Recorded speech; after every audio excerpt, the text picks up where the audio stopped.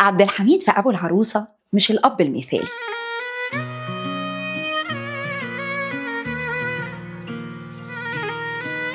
انت ايه يا ابني؟ ايه؟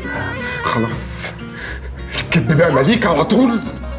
انا بديك عمري وعمر عايده، حافظ عليها وصونها، وانا زعلان على زعلك يا باشا. عبد الحميد كان الأب اللي بيحاول دايما كان بيحاول من قلبه مع ولاده.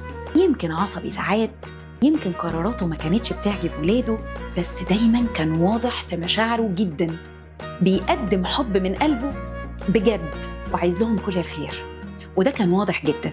عبد الحميد كان شايل هم البيت كله على دماغه، من مصاريف لطلبات لاحتياجات، ومع كل ده كان عارف يحافظ كويس جدا على الخيط الرفيع اللي بيربطه بولاده، وهو الحوار، الاهتمام، وكمان الحب اللي بيبان في كل تفصيلة صغيرة وكل فعل صغير بيعمله. هو مش من الجيل اللي بيعرف يقول بحبك بالكلام، لكن الحقيقة كان دايما بيعبر عن حبه بالأفعال. قلقوا عليهم، سعيه دايما انه يوفر لهم الأمان، حتى صوته العالي أوقات كان من الخوف عليهم مش قسوة خالص. ومهما حصل علاقته بأولاده بتقول حاجة مهمة جدا: الأب مش لازم يكون كامل خالص عشان يكون حاضر. المثالية مش في إنك ما تغلطش، المثالية في إنك تفضل واقف جنب ولادك مهما الدنيا ضاقت بيهم ومهما الدنيا لفت بيك، تكون سند وحضن ليهم مهما كان عمرهم، لأن ولادنا عمرهم ما بيبطلوا يحتاجونا، عايزيننا دايما موجودين، نسمعهم، نوجههم للصح، نقف جنبهم جدا حتى وقت الغلط من غير ما نلومهم. نصيحتي ليك: اسمع ولادك، حسسهم إنك موجود في كل الأوقات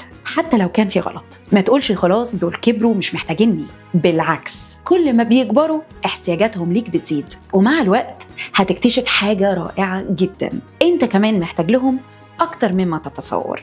شاركنا في الكومنتات بأكتر موقف حسيت فيه إن عبد الحميد كان أب مثالي. احكي لنا اللحظة اللي قلبت حياتك أو اللي حسيت فيها بحضن الأب الحقيقي. مستنياكم.